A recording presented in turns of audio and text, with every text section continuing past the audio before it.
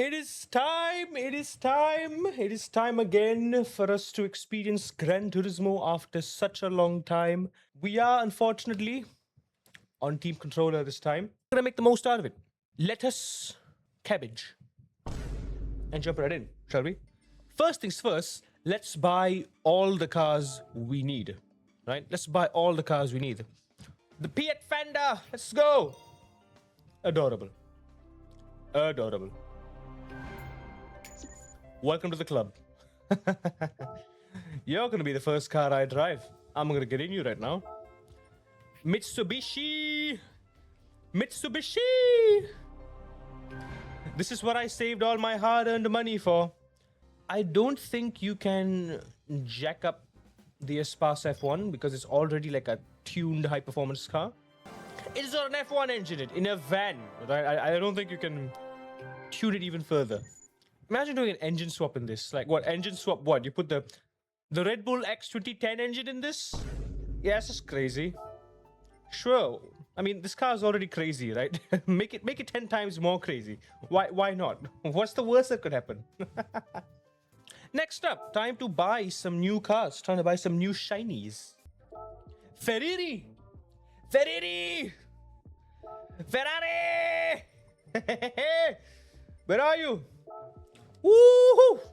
Look at you. Oh my god, this just looks so sexy, dude. I mean, Rosso Corsa is fine and all. This is like default Ferrari red, but god damn.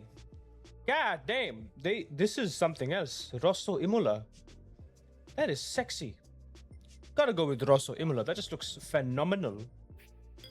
Oh, perhaps one of the best things to come in Gran Turismo in 2 years. A modern GT3 of this time and age. What year is this from? 2023. Not the most latest revision. So this thing has been cooking in the oven for a couple years. This is 2023 GT3. So it is not the Ferrari Evo, right? Not the latest iteration. But hey, the fact that this is in is a big deal. It looks fantastic though. It looks fantastic. Let's get that Polestar. It comes in it comes in dark white, slightly darker white, even more darker white, a bit more darker white, very dark white, and negative white. I like the names though. Snow, magnesium matte, magnesium, storm matte, storm, space. Space? Did somebody say space? Ooh, space.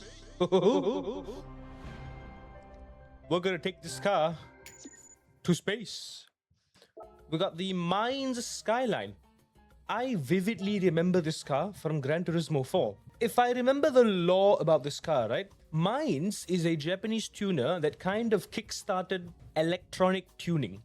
While every other car tuning, Opera, Spoon, Nismo, you name it, all the big tuning houses, TRD, Toyota Racing Development, which is now extinct now. They've changed to GR, Gazoo Racing. Or at least the core of what they did was they manipulated, they upgraded the car's internal combustion system itself to make it faster, you know? Better manifolds, better fuel delivery, all that. Mines had a specialty in focusing on the ECU and the electronic side of things to boost the car's performance. Mines kind of perfected that, and as a result, the 621 horsepower you see here is largely as a result of that ECU tuning. I want to see if I've got the lore right about this car's conception. The whole point of Mines was that it was so smooth and it was so optimized that it just felt great to drive, right? It was basically, yes, there were some physical modifications to engine parts as well to make it faster, but the optimized ECU was really what sealed the deal, was what really made it incredibly efficient, more than just other tuned Skylines of the time that just had pure physical upgrades to it. That was what made mine so special. Also, it's lovely to see that we have quite a nice selection of old Formula cars now. I'm not a big fan of the Red Bulls, to be honest. I just think they're a bit too outlandish. The 2019 is fine. The 2019 is a bit more toned down. It's a bit more reasonable, right? It's like a reimagined Formula One car, basically. But these are fantastic. These are nice to see. You've got the Cinemobile.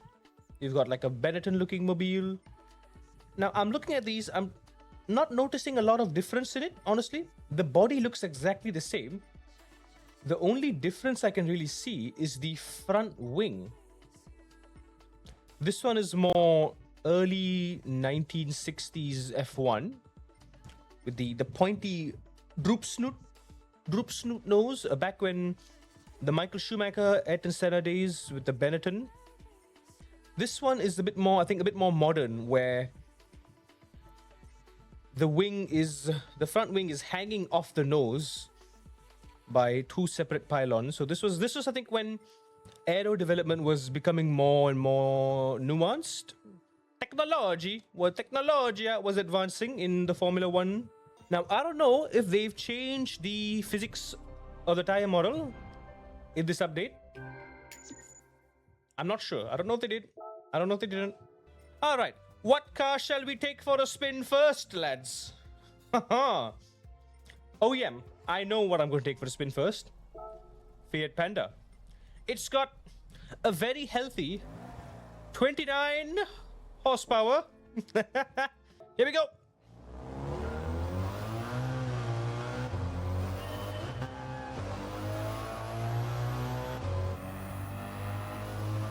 Oh! Hang on. It's been a while since I've done this. I need to get used to this again. We're driving a Fiat Panda.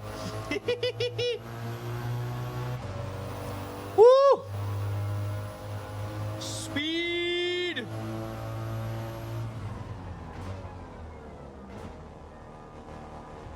Ooh, that curb feels nice.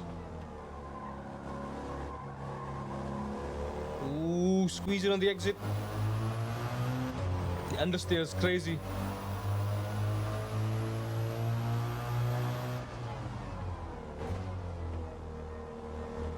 Ooh, the curbs are pretty big. You can just kind of graze them a little bit.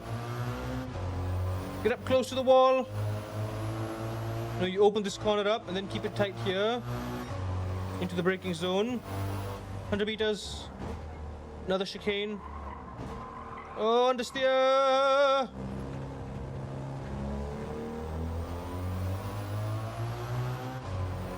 Oh, the track looks very, very good. Yes! I love that there are very visually distinct markers around the track. Especially the brake markers. It looks very, very good. Now, if Gran Turismo is still Gran Turismo, I would assume the track limits are the edge of the curb and not the white line, right? I can already see the top drivers abusing the crap out of the track limits. Deep braking, rotate, rotate, rotate, rotate. Run wide. Woo-hoo-hoo! I still got it, baby. I still got it.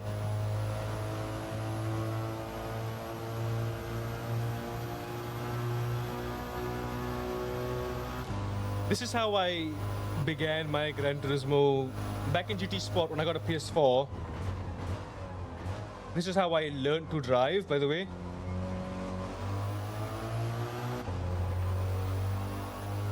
Again, I'm a little washed up. I need some time for it to come back to me. But then again, the PS5 controller driving experience is suboptimal, right? I will admit that. So if it looks like I suck, it's partially me, but also partially the game itself. The motion controller experience on PS5 is actually worse than on DualShock 4. Because there is a bit of middle dead zone to this. When you bring it back to center, there's a bit of a middle dead zone that you can't quite eliminate. So it kind of interrupts the flow when you're transitioning from left and right. And the sensitivity also kind of feels off. I'm just trying to wrap my head around it.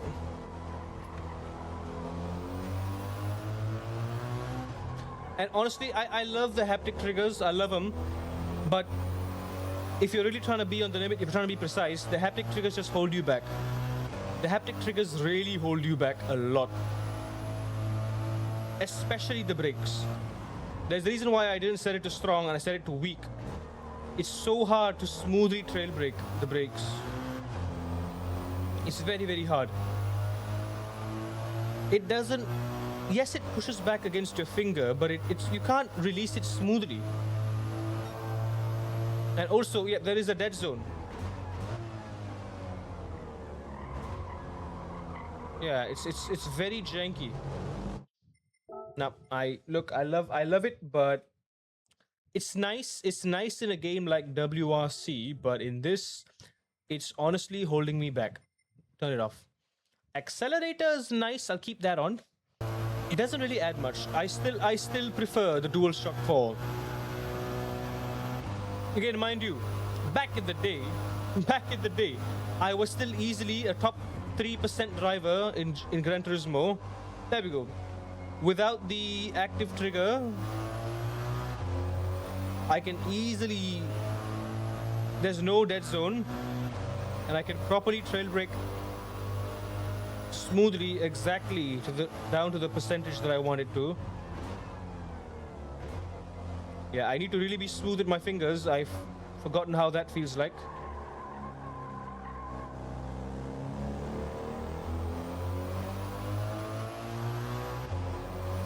Steering is also way too sensitive. So yeah, there is definitely something wrong with the PS5 DualSense calibration. It's hard.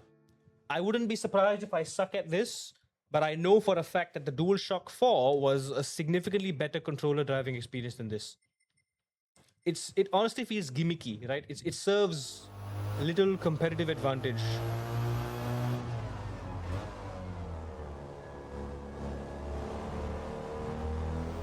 You could just say, you know, get good, get used to it. Maybe it does. Maybe you're right. Maybe I need to take time to get used to it. Maybe once I've adapted to it, I can get used to it. But that I've been a high-level controller driver for like 3 years before I finally got a wheel.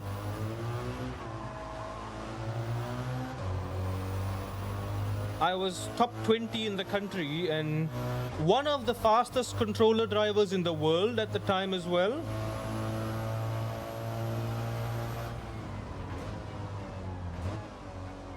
I remember I would be fighting against like A+ lobbies on a controller back on the PS4 in GT Sport and in the early days of GT7. And that was on a PS4. So I know exactly what physical limitations exist on a controller.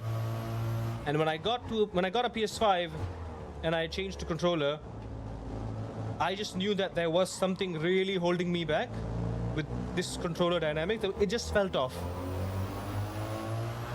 I remember driving the DualSense for the first time. It felt cool with the haptic triggers and all, but it just wasn't as smooth, it wasn't as controlled, it just felt weird.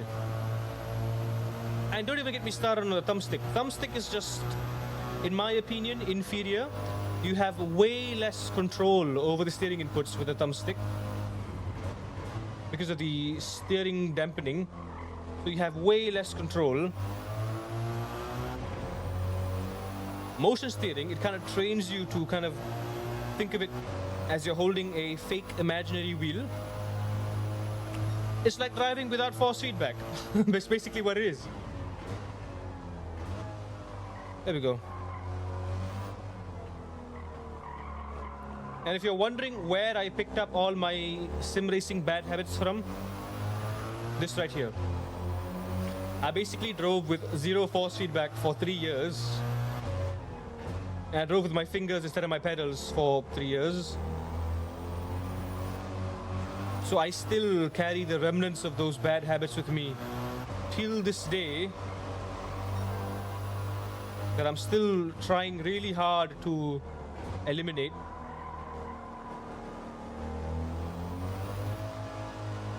Yeah, the sensitivity is just completely off. Sensitivity is completely off. The steering ratio is also completely wrong. Like, a small motion results in a pretty big motion on the wheel. it does feel quite wrong. I remember on the PS4, you could have it sort of linear.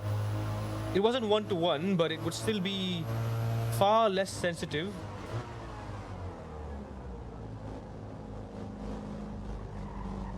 There we go. I'm only turning this much, but I'm getting opposite lock. It makes no sense. Makes no sense, right?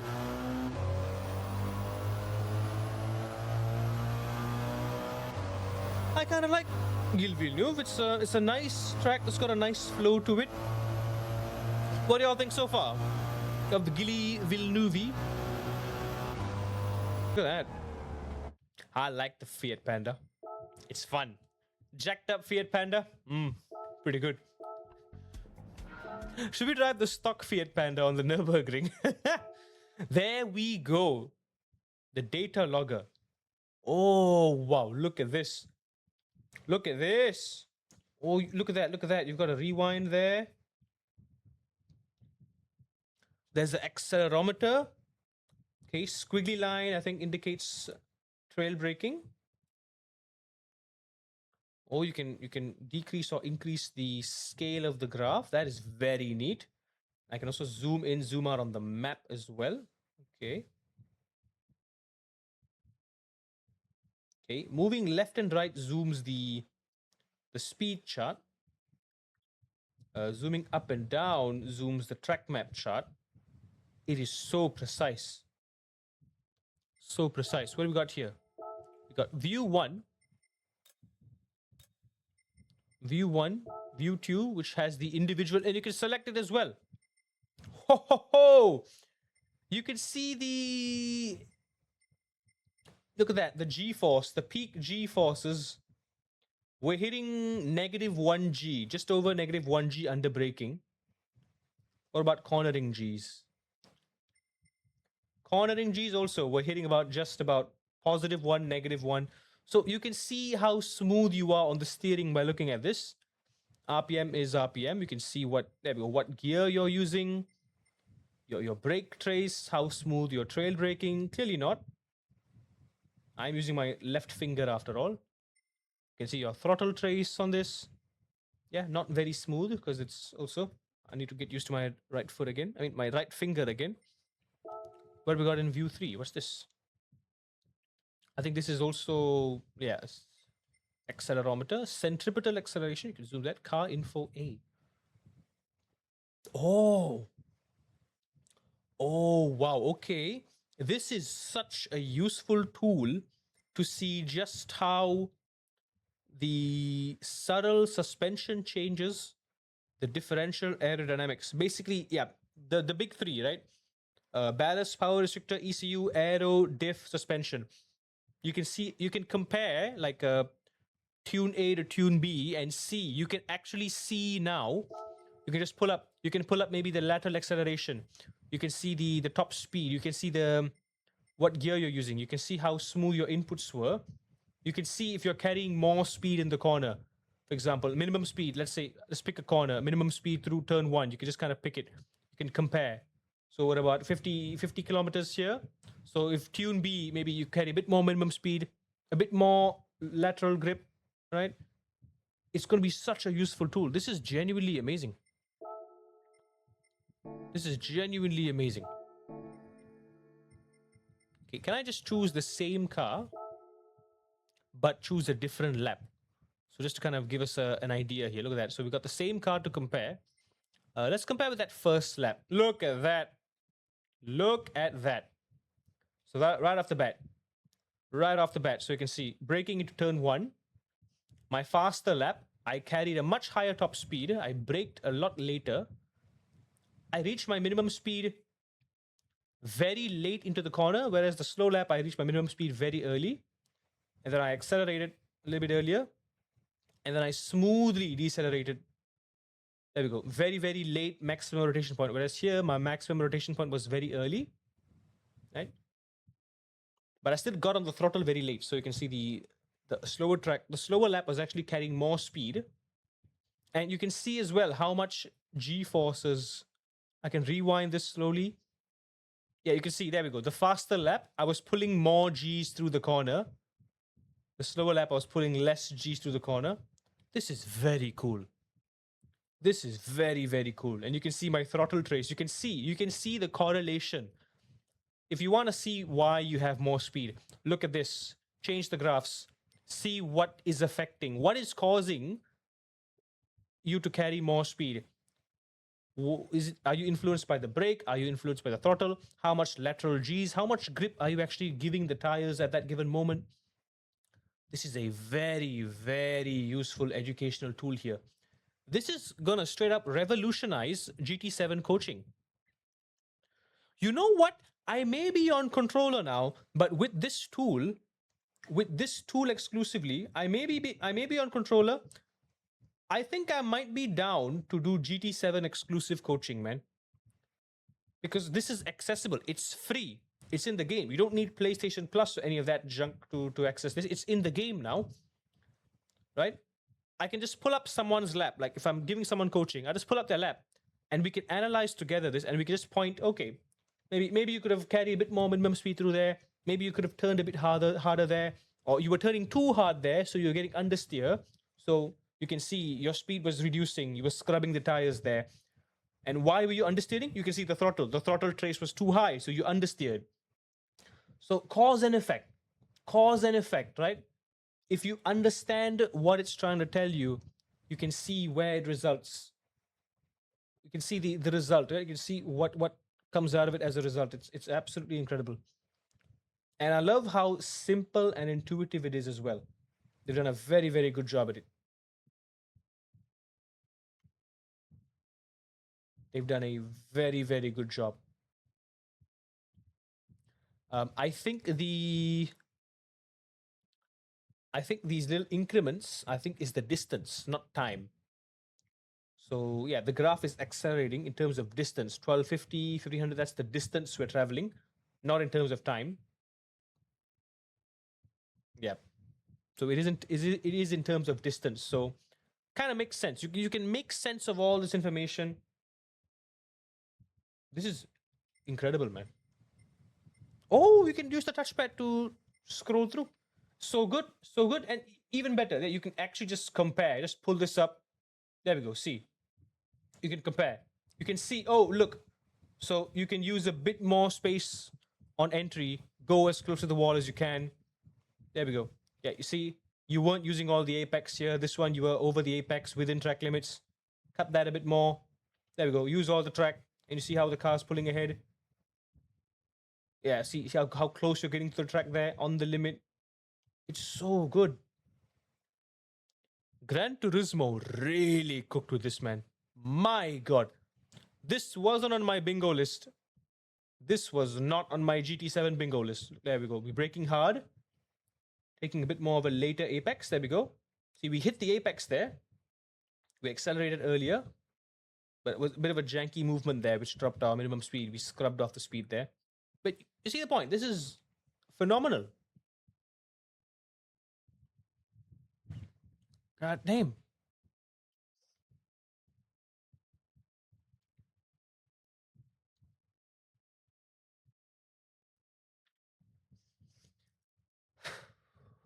Yeah, you can see the speed difference as well. You can see the change in the graph, but it tells you on the right here what speed each car is traveling at. And you can see when it reaches the minimum speed.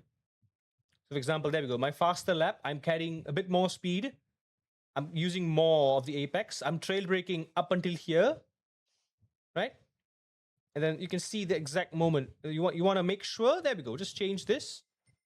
Instead of lateral G, you can see I was pulling more G's in the slower lap. So I was scrubbing the front tires, which is causing more understeer through there. Change to the brake. You can see your exact brake trace. You can see exactly how much you trail braked and how it affects the speed coming out of the corner. Let that play along. There we go. You can see you cut more of the apex on the slower lap. You can see the other car pulling ahead. It's incredible, man. This is incredible. You can actually do proper analysis with this.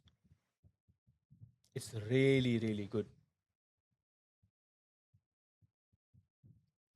I'm trying to make sense of the motions of this track map thing.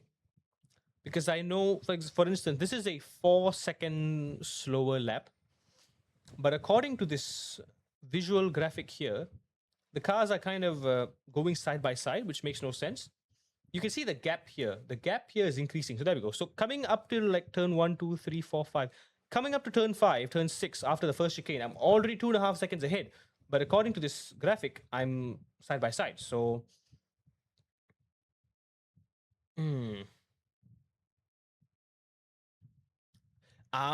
I understand. Okay, this is not progressing in terms of time. It's progressing in terms of distance, right? Okay. So time, you see it in terms of the graph here. So if you're comparing 2 laps together, in this case, there's a big gap here. There's a 4-second gap. You're going to see it in terms of distance. The time gap, you're going to see it here. And you can see the time gap on this white line here as well. That's the time. I think the x-axis is the distance and the y-axis is the speed. Sorry. Y-axis is speed. But on the other hand, you have the time. That's the white line. So it shows just how much of a gap you're pulling away. So in this case, it's upward. So going upward, so it's a positive gap. So it's faster. If it's were below, it means it was a slower gap. If I could turn this around, maybe, to prove a point, but turn this upside down. There we go. Now you see how that white line is going under. There we go. See how the white line is under the x-axis now? That means it's reverse, so it's slower. We're comparing a slower lap time. You can see I trail braked very, very late into there, scrubbed the tires a little bit. It's very intuitive, man. It's very intuitive. It's simple, it's clean, it's intuitive. It just makes sense, you know? I'm very, very happy. Yeah, even the gap now you can see. We're comparing a slower lap. Oh, sorry, we're comparing a faster lap to a slower lap, so the delta is reversed. It's positive delta. You can see the exact brake pressure as well. My God, this is incredible. It's going to be very, very useful, this. Very, very useful. I think we figured out how it works here. Yeah. Let's hang on. I saw something here. Hang on. Ah, there we go. We can change it. Okay, so we can change it in terms of distance or time. So in terms of distance, the cars will be side by side. The time is the X factor, and the constant is the distance. But you can change it to time mode. There we go. So in time mode, pressing the R1 button. Want to replace? Okay, there we go. No, triangle button. Change mode. There we go. There we go. Okay, go back to the track mode. There we go. So coming to the track map here. Okay, so instantly from here you can see, coming to the final corner, coming across the line, boom. So new lap starts. You can see my slower lap, my faster lap, I'm already carrying more speed. There we go. So you can have it both ways. You can have it in terms of speed, in terms of distance, or in terms of time. So you can visualize it both ways in whatever way that makes sense. So if you're looking at it here right now, on the graph, it still shows you the distance, but now you can visualize the actual gap. You can see what the other car is doing differently. You can see them visually represented. You can see them carrying more speed to the corner. And if it doesn't make sense even more, you can just always, yeah. Also, I love that you can just kind of change it. You just change a lot of things here. I wish you could change more things, right? I wish they just allow more. Again, this is very good already. I think this is amazing. But I wish they would allow a more condensed view. Like, I think this centripetal acceleration graph is honestly a mess. It's very messy. It looks like a MRI scan, if I'm being honest. It looks like a brain scan. But I think what you're supposed to be looking at is the little plus icon here, which shows you the current G forces that are being inflicted on the car at any given moment, right? But I wish you had a bit more customization on this panel. So maybe if I don't want centripetal acceleration, maybe I want the setup to be there. if I have the setup there, so I can have this miniature virtual overview from a sort of overhead view of the track. I can see my speed graph on the top, and then I want to have like I can have two graphs here. You know, a condensed throttle graph, a condensed brake graph, so I can have all the info instead of having to switch back and forth between different things. But for a start, this is very, very impressive. What does that do? Reset position. What does this do? Reset position. Oh, okay, hang on. This is a cool feature. So for example, if I want to see, let me zoom out on the map. Okay, I want to see how I attack this chicane. I reset position. So I'm starting the benchmark for both comparisons from the same starting point, and then I press play. Immediately you can see the faster lap, I'm carrying more speed. You can see I'm trail braking deeper, and you can see I come to my minimum speed a bit slower, whereas the slower lap, I'm still braking all the way there, whereas the faster lap, I'm already accelerating while this car is still decelerating, and boom, right there. I'm accelerating, I'm pulling away. There we go. So that's where I lose the time. So, oh my God, this is much more detailed than I thought it would be. And you can already see, there we go. What's the gap? 3 seconds. It's actually incredible. I like this too. This is nice. The car makes sense. You can actually see the position of the actual. I hope it's the actual scale of the car. I think it is. Look, I'm putting my wheel outside the white line, and it shows how much I'm cutting. If I cut this curve, will it show it? There we go. See, it shows. If you replay that, you can see the other car. You can see the other car kind of going over the track limit, but you know that it's still within the curb, so this is fine. That is very nice. So you can actually see just how close the car's physically getting to the edge of the track limit. This is very, very good, this. I thought the cars on tracks were a big deal, but this honestly might be one of the biggest things to ever show up in a Gran Turismo game. Yeah, this is a huge, huge step for GT7. Look at the trees! I forgot how good the foliage looks at this game. Anyway, we are on the Ferrari. 818 horsepower, fully stock, no modifications. Here we go. Oh boy.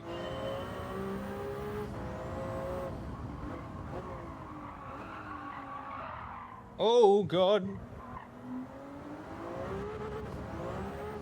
Woo-hoo-hoo! Speed.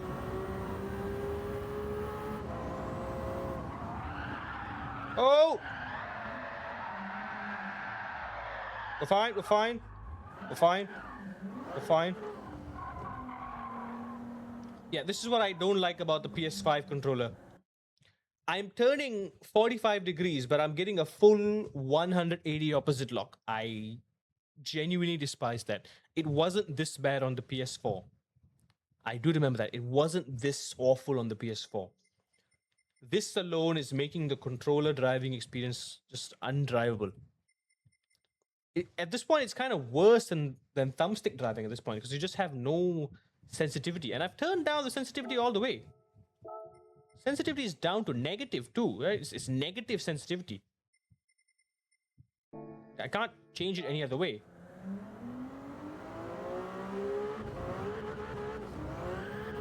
My steering range is 0 to 45 degrees. That's all I got. There we go. I still got that smoothness in the trail braking though. My only upper hand is, I guess, I got quite a bit of control in the smoothness with the braking and the throttle. But even then, there is a bit of a dead zone. Initial dead zone and end dead zone. There's a dead zone on both ends.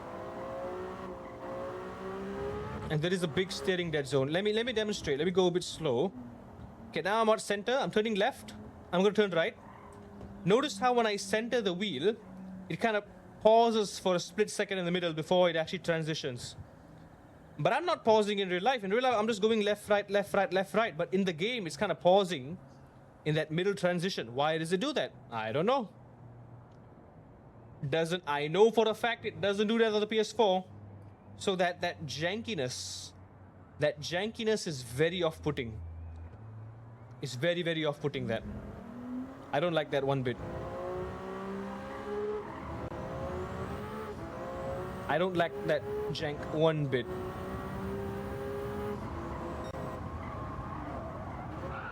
Oh. I forget how fast we're going.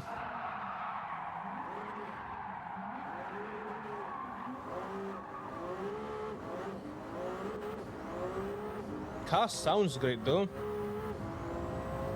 It is a turbocharged V6, isn't it? Woohoo! Oh, too fast. There we go. Ooh, nicely curbing it. Open wide for turn 1. Brake early. Gotta slow down nice and gentle through there. Should brake deep into the corner. Go for a late apex through there. Squeeze the throttle.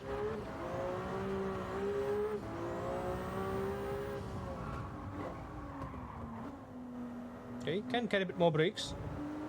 Despite how twitchy this is, it is still very much a Ferrari, this. Just how... Oh, there we go. Catching that neutral steer. There we go. So because again, you can't feel anything. You're driving visually and orally with your ears. You're driving with your eyes and ears purely. You turn until you hear the tires squeal. That's how you know you're on the limit. You turn until you can see the car not wanting to turn anymore. And if you see it battling into the wall, it means you're understeering. If it turns more than you expect it to, it means you're oversteering. Oh, oh, oh. Shouldn't turn while steering. Shouldn't turn while braking. The only positive to controller driving for my 3 years of professional controller driving at a high level is that it's very easy to catch oversteer. It's very easy to catch oversteer. God, you gotta brake so early. Woo! Made it though. Did it know GD7 had gyro control? It did. But again, I stand by it. PS4's motion controls were far better. This... I don't mean to be harsh or anything, but this sucks. It feels so wonky and unintuitive. This is not the motion control that I remember. I don't feel in control of the car. I really don't. Thing is, even with the PS4 gyro control, I did feel some sense of control with the car. Because the steering was less sensitive. There was virtually no dead zone. I could control everything just the way I wanted to. In this, everything just feels twitchy. Everything just feels too much. Too much of one thing, too little of another. It's kind of all over the place. I don't like that sensation. So it's a lot of uncertainties, you know? The haptic triggers are a gimmick. They hold you back. They really hold you back. The haptic triggers actually make it harder for you to be smooth on the inputs. Believe it or not.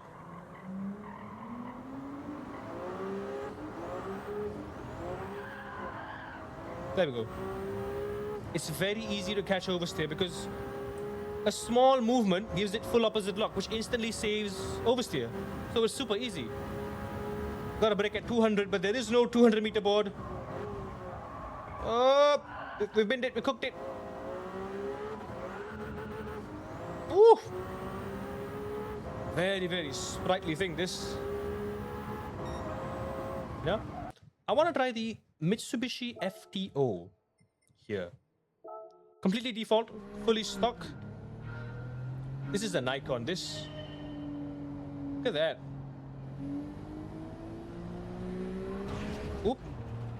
Fine. Fine.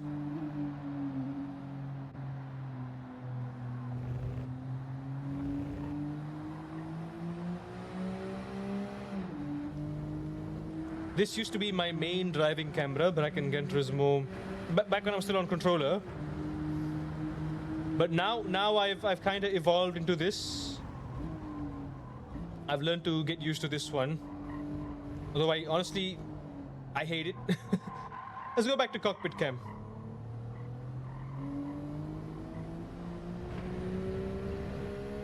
God, there's so much detail in this. Game looks stunning, man. Game looks absolutely stunning.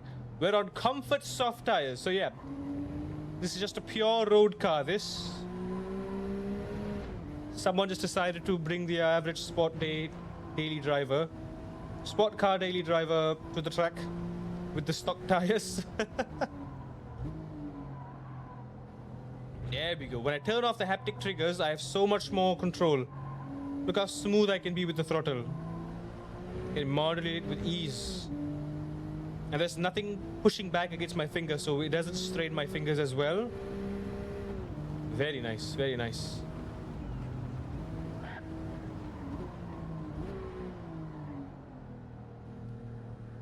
L1 to look back, okay.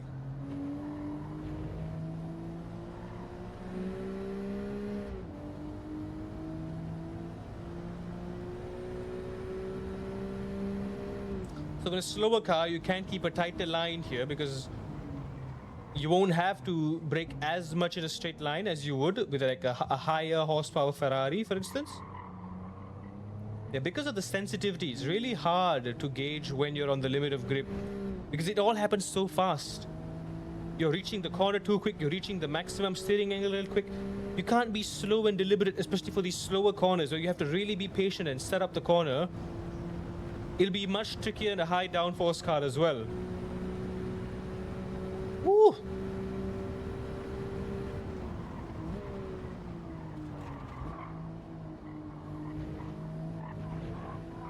Woo! Bouncing on the curb there. I will really say, Gran Turismo's road cars are fantastic.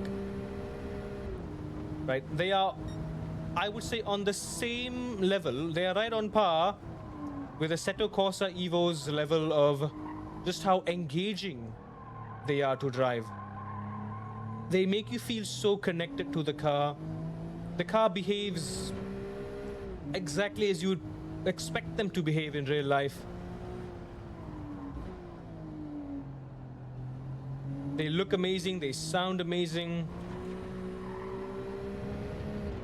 It's a wonderful experience. It's calm. But just driving these cars, right? You're not even pushing them to the absolute limit, but just driving them. Just going for a chill cruise with them. That alone is such a joy in and of itself. And not a lot of games get that right. Like, yeah, there are road car mods in Assetto Corsa, the original Assetto Corsa.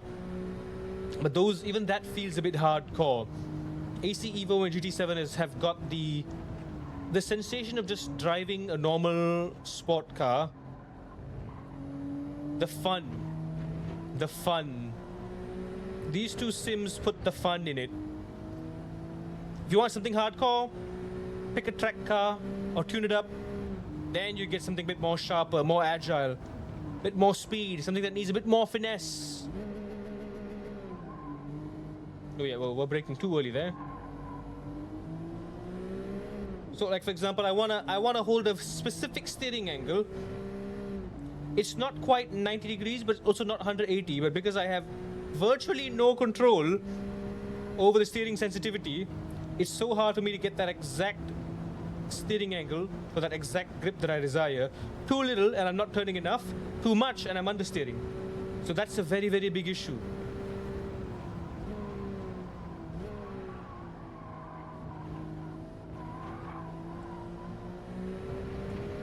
For a front-wheel drive car, this thing handles incredibly. Honestly. And we're on comfort tires. I'm surprised by how well this is, like, cornering. I'm gonna brake really early here, go for a tight apex. There we go. I'm just listening to the tires. I'm gently squeezing the exit there. I do feel that understeer when I slam the throttle. Oh, very nice car, this. Very, very nice car. This thing on the Nurburgring would kind of slap. Should we jack it? Should we jack the FTO? Look at it. So cute.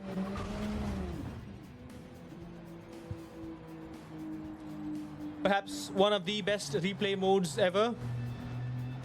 Look at it.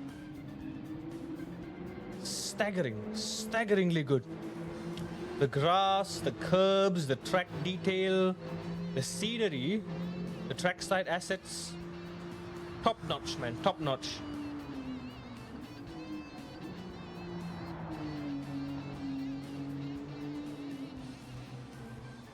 That is some good grass.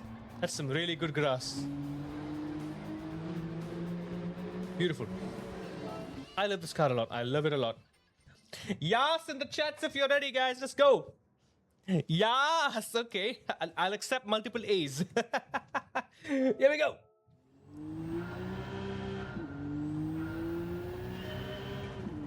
Now, I don't know this track very well, if I'm being honest.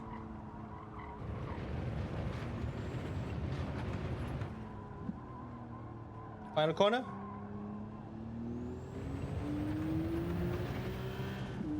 There we go. I really want to know where the track limits are. 150. Oh, such a grippy Skyline, this. So much grip. Turn, turn, turn, turn, turn. Squeeze the throttle. Get out all the curb.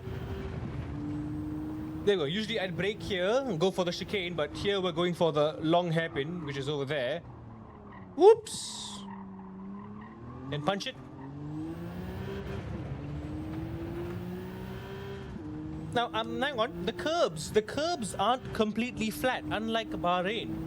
They have like a two-stage curb, which I want to say discourages the act of going over them.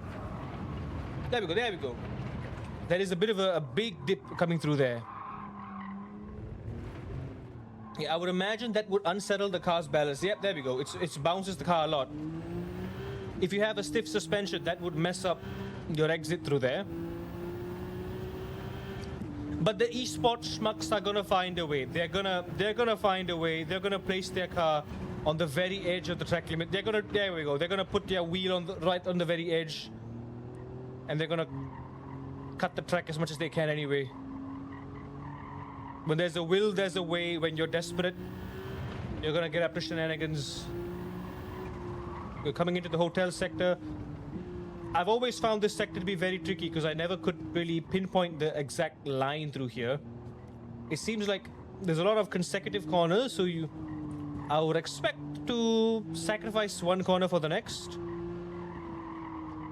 But because of the nature of these corners, like it's a long corner into a short corner, and then a short corner into a long corner, and then it's like this one is like a decreasing radius corner, opens and tightens. There we go. This is a decreasing radius corner. You're kind of breaking away from the edge. It's very, very nice, this. This is a very technical track. Very, very challenging. I think the references are plenty. There's a nice, clear, rubbered line if you kind of lose your way. References are plenty. There are lots of palm trees, lots of lights. There are brake boards at every major braking zone, so nothing to worry about.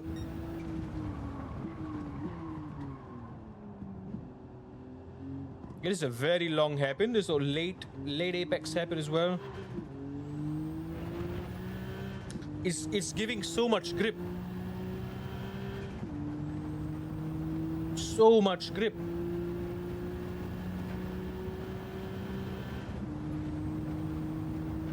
Back at 200. This is a tight corner. Late turn in, so you want to sacrifice this corner. So you can light braking, so you can exit that corner. Yeah, this exit is important. because it's another straight section. This is the second longest straight in the track, but it isn't quite straight. There's a big curve here. I want to set it up for the right side. This is a pretty high-speed corner. This in a high downforce car, you can carry a lot of speed through here. Yeah, this is another misleading corner. It's also an opens and tightens type corner. Double apex. Keep it tight. Go wide. Trail brake through there. Oh, nope. Mess that up. So in a low downforce car, you'd want to, I think, set it up. Start braking before you even reach the outside of the hotel braking zone. Is it a hotel? I don't know. I just call it hotel. Brake at the pit limit board. Turn in. There we go. Very nice. It's absolutely fantastic. Just like I remember in GT4. Car feels wonderful. If I just lift through there. Oh, nope, understeer. Big understeer. You know what? We can do the only way to find out the track limits is if we do the circuit experience. That's the best way to find out where the track limits is. There's going to be a lot of messing around. A lot of effing around and finding out. Hang on, let's look at the replay though. I gotta see the replay on this. I want to see how good it looks. Oh, that third lap was fantastic. It's a very pretty track. It's a beautiful track, this.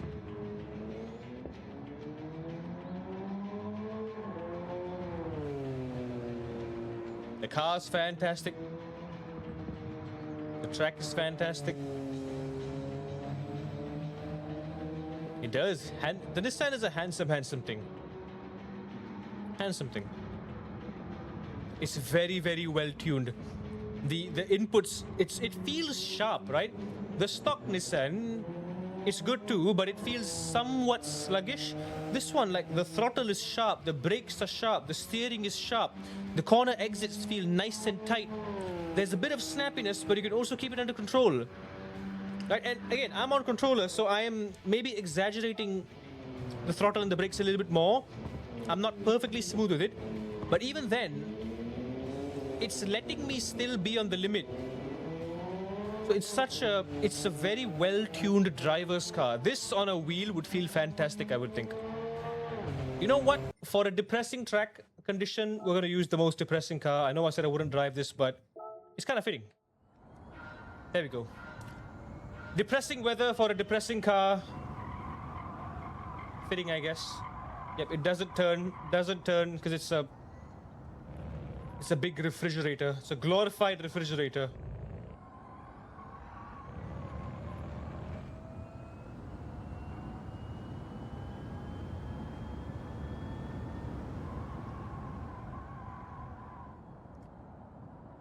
Where's the fun?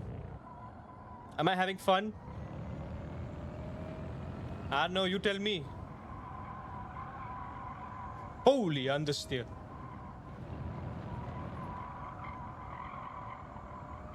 It is four-wheel drive, no?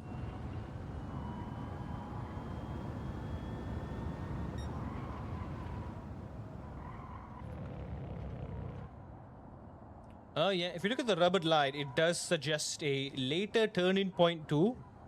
Oh hey, it's got back seats. Look at that. That's pretty neat. Huh. It's got a full glass roof too. That's kind of cool.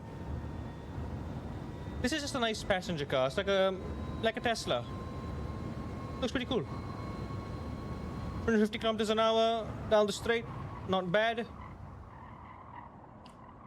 Pretty decent brakes for what's essentially a overpowered sedan EV.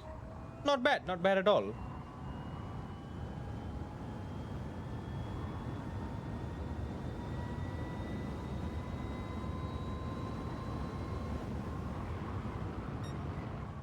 There we go. We want to take an early apex here. Ideally, you want to brake all the way up to like the middle here and then go for a double apex. Then push it wide. There you go. Now we're talking. Open up a little bit. Brake from here. Light, light, light, light, light. Oh, brake earlier, gotta brake earlier, gotta brake earlier. You wanna open this up, sacrifice that corner. You wanna attack this wide on the exit. So you open it up for that, and then attack it, or at least try to attack it, fail, then try again.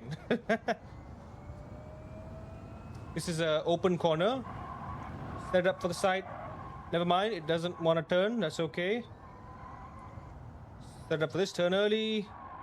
Yeah, the braking here is quite tricky because it's offset. It kind of turns right a little bit while braking. That's it. That's all I'm driving this car. I'm thinking Formula car. I'm probably gonna die. Here we go. But on racing mediums, you bring the brake bias to the rear a little bit. This thing is hard enough to drive on a wheel.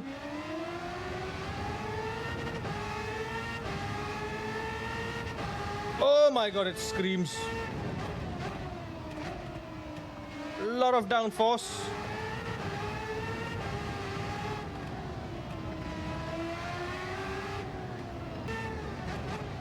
If I didn't know how to drive on controller, I wouldn't even be able to be hitting these lines. Okay, this is a hard car to drive. But I'm doing a pretty good job on controller here. Wouldn't you say so, yeah?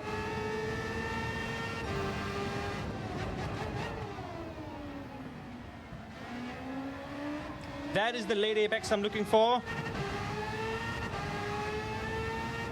Yeah, it's lovely on a wheel. My issue is I don't have a PlayStation compatible wheel. That's my problem. So I have a Simagic. I still have my old Thrustmaster T300, but I can't be bothered to kind of take out the base, change the base again and again and again. Oh, I bent it. I can't be bothered to do that all the time. So controller it is.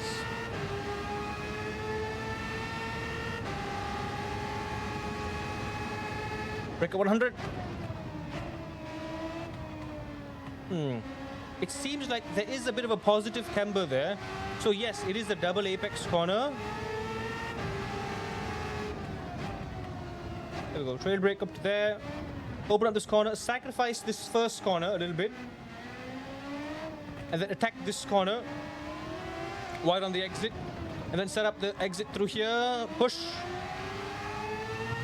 Close as you can to the wall. Slight lift. Slow down a little bit. The pit entry line. Smooth. I was right. Notice the exit curb has that texture on the curb there. You do have to be careful there. On a stiffer suspension, it will unsettle the car's balance. It will catch you off. Especially in a snappy, oversteery car like this, it is going to be at your own risk. Take it at your own risk, you know. If you want to attack it, sure, go for it. But if you spin, don't say I didn't warn you. Apex is too, nicely textured there. But at your own risk. I'm confused. Is it GT7 F1? It's Gran Turismo.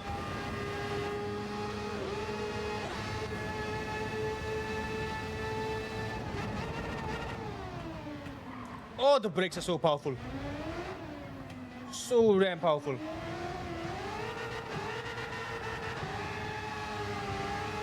Huge wheel spin in second gear there.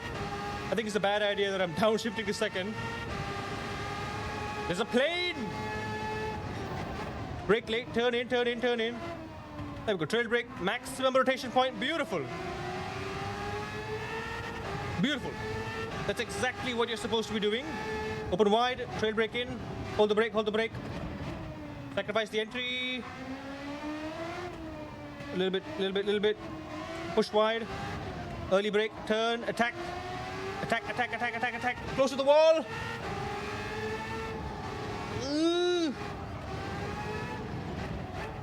Turn, turn, turn, turn, turn. Bit of understeer, bit of a scrub. 140. Heckin' quick.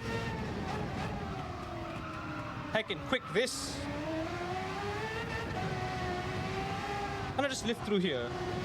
Yes, I can. Can I lift through here? Yes, I can. I'm really curious to find out where the actual track limits are at in this. I wonder if it's the edge of the curb or the white line. Yeah, GT7 is a bit of a car collecting game. But man, the variety of cars you have. The place where GT7 really shines is, I would say, the road cars. Keep it in second gear, don't want to go to first. And risk dying on the corner exit. There we go. Attack, attack, attack, attack, attack. Wheel spinning in third gear at 150 kilometers an hour is scary.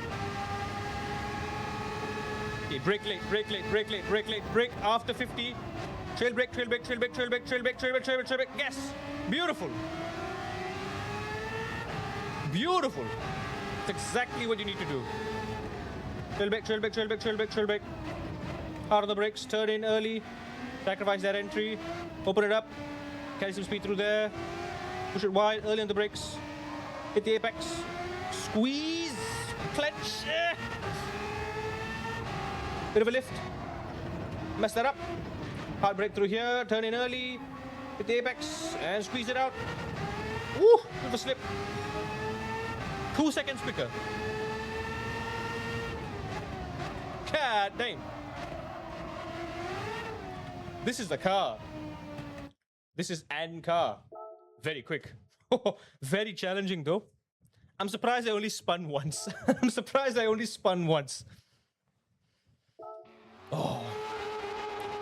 But listen to it scream. I mean, if you look at it, if you consider it, this is technically F1, but better in every way. Better in every way. Meow. Meow. Oh, so good. You can see the track surface kind of dipping on the corner exit curb as well, so it will unsettle the car if you go too wide, I think. It is so good, this. For a car from the early 80s, it is phenomenally quick. I'm saving the best for last. Right now, let's try the Ferrari 296 GT3. As of now, this is the latest GT3 car in the game, the latest edition. I'm sure this is going to be very, very popular in the daily races. Ooh! Look at it! Just look at it!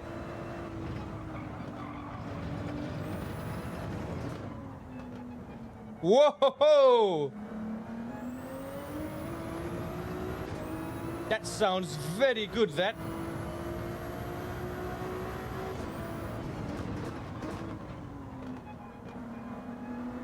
The lights flashing and everything.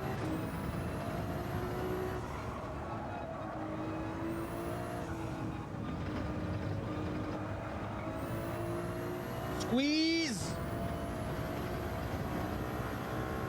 That is a very, very good sound.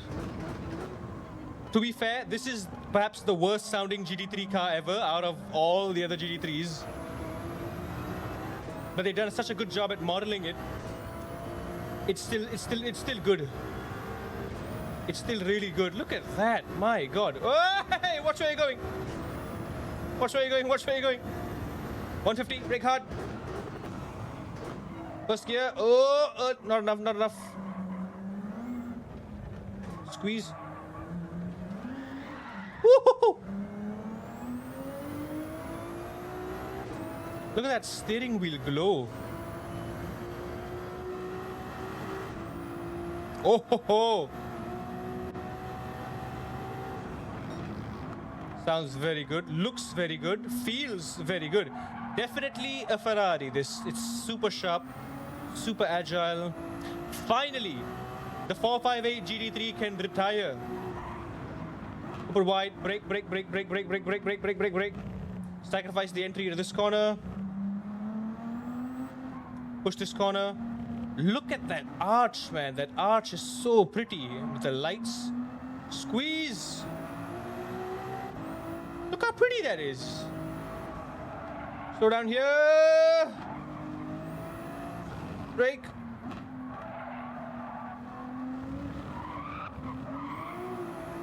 Woo! GT7 probably looks good. It is one of the best looking games in VR. Are you kidding? There's a reason why people are obsessed with playing this in VR. Do you know Mr. I'm Off? He raids this often. He's a good friend of the channel. Since he got his PSVR 2, he exclusively races in GT7 in VR and nothing else. I'm gonna brake late. Go for that late apex, late turn in. Oh, I can brake a lot later. There's a bit of a compression in there. I can kind of use that to my advantage. It's got good traction. It is a bit lively in first and second gear, but it's got a lot of grip, a lot of stability that you can feel it's that mid-engine, keeping it planted. Before 150, downshift, first gear, up to second, down to first, up to second again. There we go. Smooth. Very nice. Very, very, very nice. Brake at 100, trail brake. Maximum rotation point. Under the banner, there you go. Went a bit too wide there, missed my turning in. Turn in a bit earlier. Go wide here. Gently brake in. There we go, now we're talking. Sacrifice this corner a little bit. Push to the apex, early brake. Turn in, squeeze. Ooh, too much. Light braking through there, late apex. All the way, all the track. Turn in. On the power. Very nice. With that kind of immersion, who wouldn't though? Exactly. This feels fantastic. I've kept y'all on edge long enough. It's time. Y'all have been waiting for this. It's time for the Renault Espace F1. And we're taking it for a midnight drive around Yas Marina. Oh, listen to that engine. What lap times would you bet? Where would this compare to the rest of the field? I would say this will be faster than the GT3. I'm thinking it's going to be faster than the GT3, slower than the F3500B. I'm going to say 145. That's my bet. I'm going to say 145. What do y'all reckon? The van. The van. Oh, looks stunning. I would say this is perhaps the most visually stunning track in the entire game. Because A, you can see the entire track. Just from this camera angle, you can see the entire track. That arch is just magnificent. It's a work of art. And at nighttime, it's just so dynamic. It's beautiful. Even in the daytime, it looks beautiful. There's just so much detail going on. This is a just under 3,000 pound van with 800 horsepower. Power to weight ratio, off the charts. Looks ridiculous. Sound insane. Color yellow. Speed. Insert Jeremy Clarkson face in the aerial atom. With the goggles. Are we ready? Are we ready, folks? Are we ready? Volume up. It's time to wang. The speed. Power! It understeers like a van, though.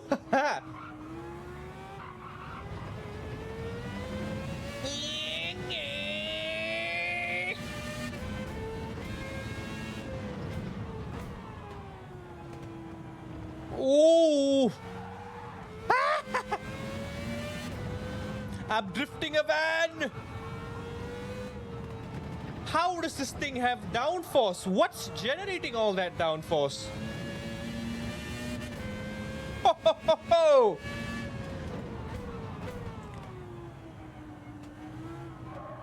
Bit of understeer. Squeeze, squeeze, squeeze, squeeze, squeeze. Bets in chat. What lap time are we going to do? I predicted a 145. Faster than GT3, but slower than the actual F1 car. 280. 290. Almost 290 kilometers an hour down the longest straight. Oh, scrubbing the tires so much there. I gotta not go to that green stuff, that very, very slippery. I'm surprised at how well this is actually gripping. It's holding up. It's holding up its own. Brake at 100. Trail brake. Hold it tight, hold it tight, hold it tight, hold it tight, tight, tight, tight, tight, tight, tight, tight, tight, tight, double apex, squeeze. It's got so much torque. It just wants to step out at every corner, even in third gear.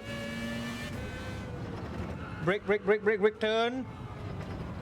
Brake hard, turn in, attack. Sacrifice the first corner. Attack the second. Squeeze, clench, clench, clench, clench, clench. Wall. Late turn in, light brake. Open it up, open it up, open it up, open it up. Brake on the line. Turn in, earlier the throttle. Squeeze it. You feel the understeer from the weight just holding it back. First lap, 156. We can do better. I'm 10 seconds off my target time. But that is 2 seconds quicker than the Ferrari GT3. Already. 2 seconds quicker than a GT3 car. This van. The understeer certainly isn't helping me. There, we got to turn before the compression. Trail brake real nice and deep. Be patient on the gas because it understeers so much. Power!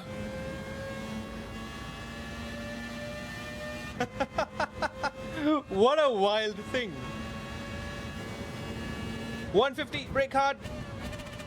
First gear, turn in. Second gear.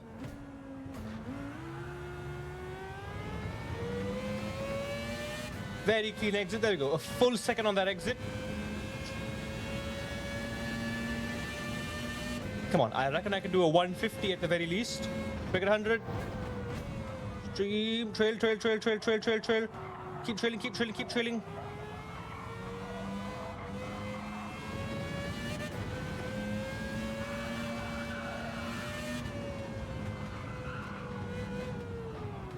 There's so much understeer. It's heavy. You can feel it's heavy. It's got downforce. That's what's surprising me. It's heavy.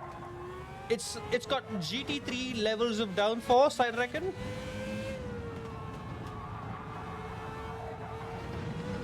But it's got F1 speed, so it's such a mismatch. You need to recalibrate your brain for this. 2 seconds quicker, 154, come on. We can go faster. I can go faster. I got more. I got more where that came from.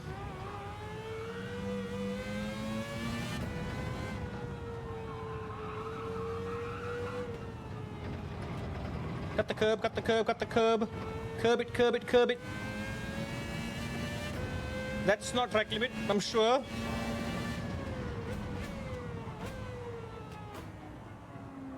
Late apex, squeeze the gas. Half a second quicker already down the straight. Bit of a slide on the exit. I'm gonna move the brake bias all the way to the back. Woo! I wish I could experience this on a wheel. It feels like I'm not doing it enough justice on a controller here. There's so much understeer. Short shift to second gear.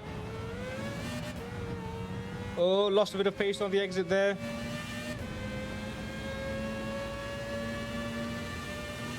Okay, I'm off by like 7 seconds, but still, the fact that this is even quicker than a GT3 car is actually mind-blowing. You gotta be very, very late with the throttle there. Very, very hesitant to turn. Gone a bit wide there. Oh, missing it. Yeah, look at how janky my steering is too. I'm not doing that.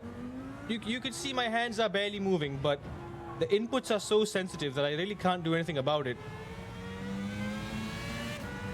Is this thing four-wheel drive? Feels four-wheel drive. I feel like it's kind of dragging me. Also, hold on. That janky motion.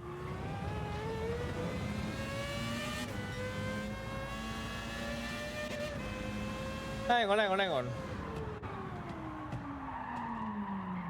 There we go. I reckon the issue is the issue with the janky steering. I think my wheel, when it's compressing on the outside tire, it's hitting the wheel arches. I bet that's the problem. So it's a bit too low. I'm loading up the outside tire too much, and it's compressing. It's so heavy. I'm knocking the wheel arches when I turn, and that's worsening the already bad understeer. But hey, 54 flat. I'll take that. It is faster than a GT3. Let's just listen to this.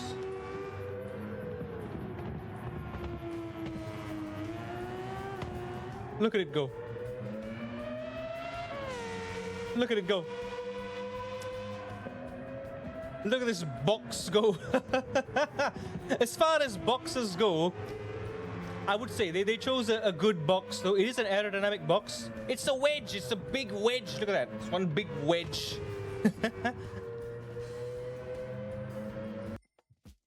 Oh, there's so many. Ooh. NLS layout. Hell yeah. We got NLS layout. Heck yeah. Oh wait. Whoa. What is this?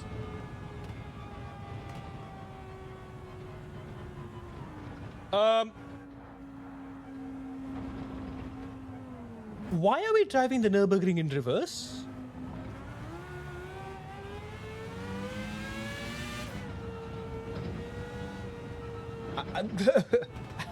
I'm speechless. Wait. Did they... Is this a bug? Is this supposed to be this way? This has got to be a bug.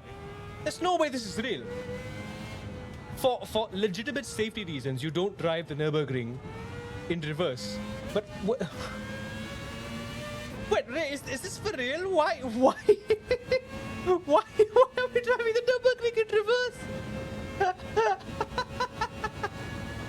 You know what? Because we can. Let's give it a go anyway. What's the worst that could happen? Yeah, already I've gone off. What are we doing?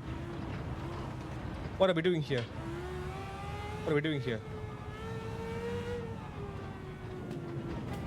Oh, good lord. This has got to be a bug, right?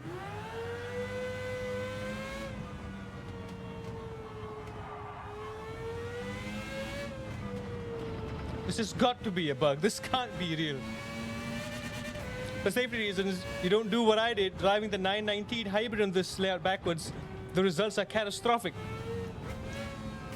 Elaborate? Can you explain why? I know what exactly is the safety hazard, right? There are certain elevation changes that are just too hardcore.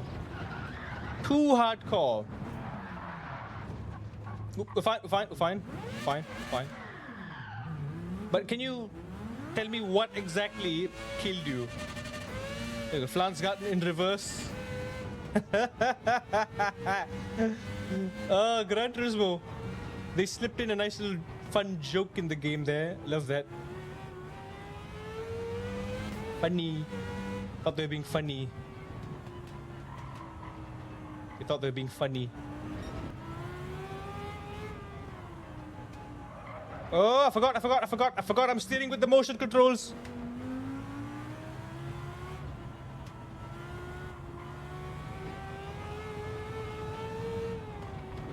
Look, I remember the Nurburgring.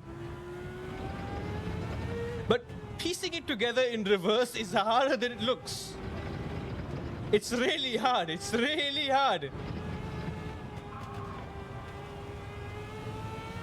because I'm looking at the track from a whole new angle. The references that I think are there just aren't there.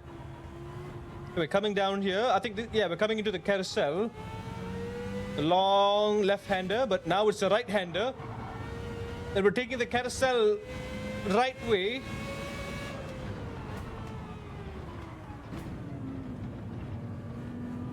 Is this intentional? There we go. This can't be intentional. You're too scared to think about doing that. There we go. We're going this way, the other way around.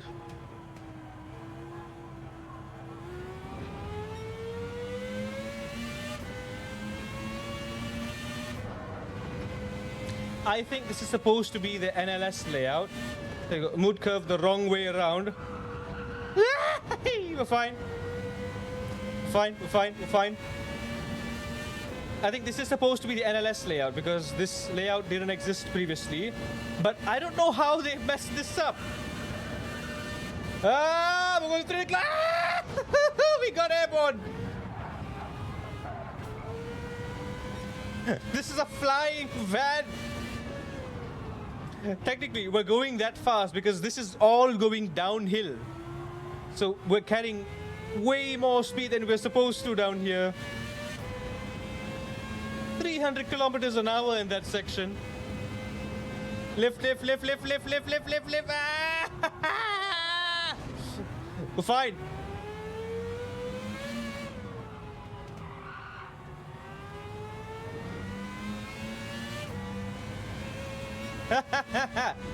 Hang on.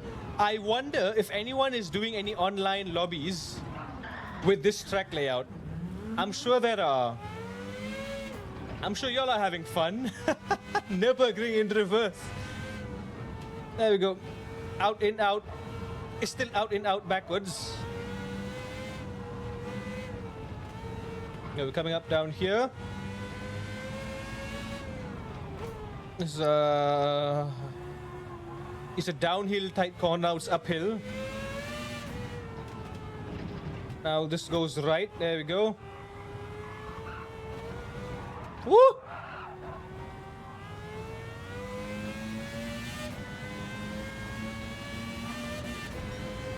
No, because I don't have PS Plus. Can someone actually go and check it out for us? Do one for the team. The foxhole in reverse, ladies and gents. The foxhole in reverse. It feels like I'm doing something very, very wrong. I'm doing something very, very wrong here. This feels wrong. This feels so wrong. I feel guilty. I feel like I should report myself. I should turn myself into the police. This feels wrong. This is a mistake.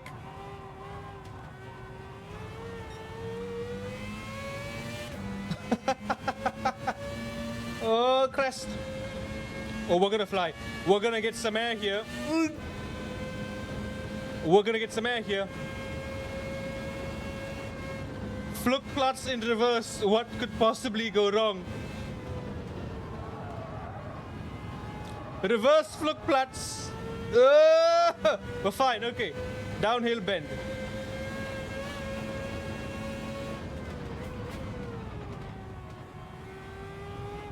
You don't realize how harsh the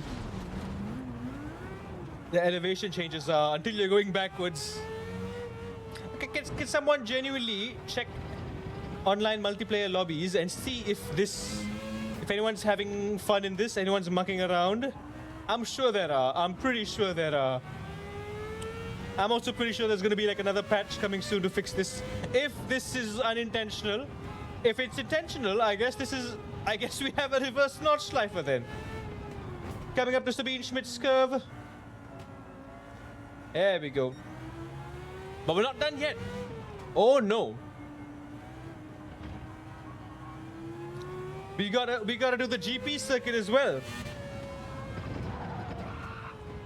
We still got the GP circuit to do in reverse too. This is why I think this is unintentional. You don't do the GP circuit in reverse. So I do think this is a bug. How did they let this slip though? I mean, it's funny. It's funny while it lasts, but... oh. Gran Turismo, you really know how to make us laugh, don't you?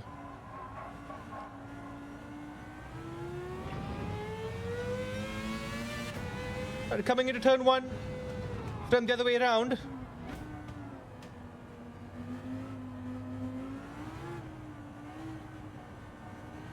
Wait.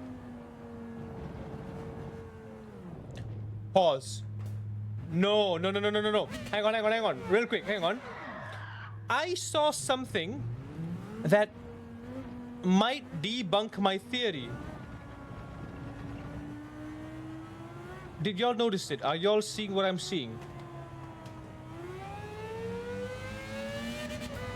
Let me just turn myself around real quick. So we came around this corner. Right? I came around this corner and I noticed brake boards on the right. And when you look at the number on the brake board, 150, 150. Why would the brake boards be correct? There are no brake boards on the actual layout there at all, because you go wide over there. Is this actually legit? Is this legit? Did they actually... Was this intentional? Are they just getting an early April Fool's joke in?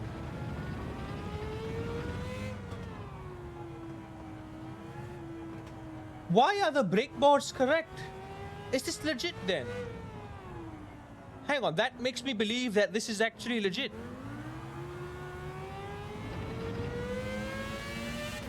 Do I find any other brake boards anywhere else? That's the only one I've seen.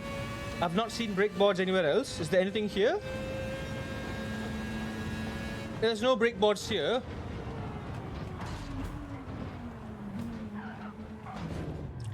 Okay, there's only one brake board in one area. There's only the brake board in that one area, which leads me to believe that this is actually legit. This is real. This is real. This is legit. This is for real. This ain't a joke. This ain't April Fools. I miss Gran Turismo so much, and now more than ever, there's the data logger in it. There's all these new stuff to do. There's the power pack. Yeah. At this rate, I'm only gonna get the power pack once I have an actual solution to drive with my wheel, or else if I'm on controller, I'm not even gonna bother, man. Because yeah, there's endurance races here. I'm not gonna drive for 2, 3, 24 hours on a controller, as much as I would love to. But yeah, my god, this has been a fantastic stream so far today. A lot of fun, a lot more fun than I anticipated. The cars are wild. I'm gonna keep my Mitsubishi FTO, my 800 horsepower monstrosity, the next time I take it out for a spin. It's been fun.